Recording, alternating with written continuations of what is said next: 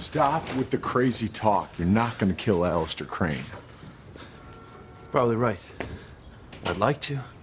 You even said yourself that you don't have any proof that he was involved with Julian in that wild scheme to break up you and Sheridan. Hank, I don't need proof. I'm sure that he was behind it as sure as I know my name. What about Sheridan? Yeah, well, she knows it in her head. Probably not in her heart. She's been trying to get her father to love her ever since she was a little girl, and she's never gotten it. I'm afraid that's why Alistair came back to Harmony. I don't get it. It's just because your mind is not as diabolical as his. See, Alistair would do anything to keep me and Sheridan from getting married, including using her need for his approval to control what she does. Talk about dirty pool, man. Yeah. You say that again.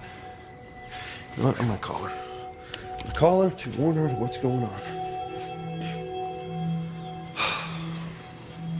She wasn't home? She's probably taking a walk out in the garden. You know, maybe I should go over there. I don't trust Alistair as far as I can throw him. Guy sounds like a real monster. Hank, even my mother says that he's got a stone where his heart's supposed to be, and she doesn't say anything bad about anyone. Oh, I'll vouch for that. What's the old man gonna do? I mean, you and Sheridan have pretty much proven that there's nothing that's gonna tear you two apart. Yeah. You would think they would have gotten it by now, right? I guess that's why I'm on guard. See, the way I see it, it's perfect time for Alistair to strike. Sheridan's vulnerable, her guard's down. Hank, come on. Everyone's told me that whenever Alistair wants something, he won't stop until he wins. Now, come on, let's go over there. Sheridan's home. My dear, I can't tell you how disappointed I am. Oh, my God. It was too much to ask. It's Alistair. Recognize his voice. I knew it. Her father came home to finish off with his twisted plan what Julian didn't accomplish. Hank, they'll do anything to break us up. What are you gonna do? What am I gonna do? I'm gonna make him sorry. Maybe not. You know, as much as I'd like to go in there and break his neck, maybe Sheridan needs to figure out what her father's doing on her own. Otherwise, she's never gonna realize 100% that her father doesn't love her. I have no right to ask you to postpone your wedding. This is killing you. Go in there and tell Sheridan that her father doesn't mean a word that he's saying. That he's just trying to keep her from marrying you. How can I, Hank? Just because I can see through that slimeball's act, that doesn't mean that Sheridan's gonna believe me. As hard as it is for me to stand here and listen to those lies, Sheridan's gotta be the one who's gonna see right through them. She's gotta be the one to face the cold, hard facts that her father's never loved her, and he never will. This is undamn believable. He's passed off this whole imposter scheme on Julian, and there is no doubt in my mind that Alistair was involved, if not more than Julian. Come on, Sheridan. Come on. Don't buy that. As much as you want to believe him, don't. It ain't true.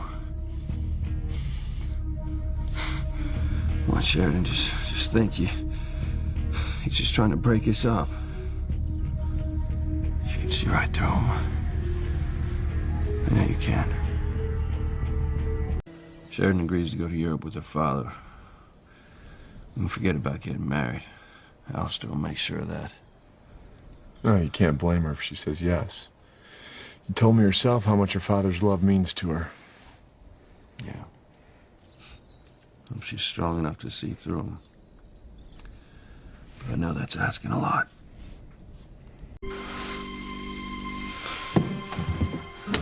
Everything okay in here? Sheridan and I are fine. Can't answer for him. You two have never met my father, have you? Only on the phone. Father, I would like you to meet the man I'm going to marry.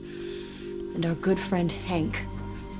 That was some performance, Mr. Crane. I've met a few sleazy people in my life, but you definitely take the cake. I don't have to stand here and take this. No. You're not going anywhere until I'm through with you. You're a loser. I hardly think so, officer. I'm one of the wealthiest, most powerful... losers in the world. I wish I would have had the opportunity to have met Sheridan's mother. She must have been a very special person. Your daughter bears no resemblance to you whatsoever.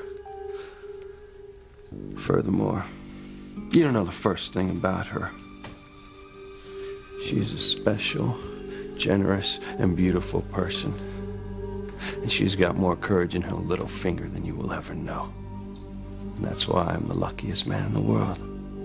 Because I'll be marrying her in a few days. And that's why you're the sorriest. You got nothing to say about it from here on in. I can't keep you away if you insist upon coming to the wedding. But I'm sure you'll understand why I would like to walk down the aisle by myself. It's painfully obvious that you don't approve of this marriage, and I'm not going to start my life with Luis with lies. You think you know everything about me, Sheridan. But do you honestly believe you know everything about yourself? What's that supposed to mean? Don't listen to him. Just a sore loser trying to get in the last word. Think what you like.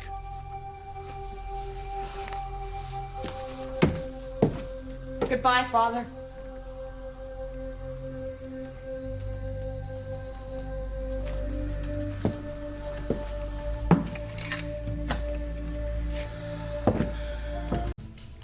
I'll make the coffee.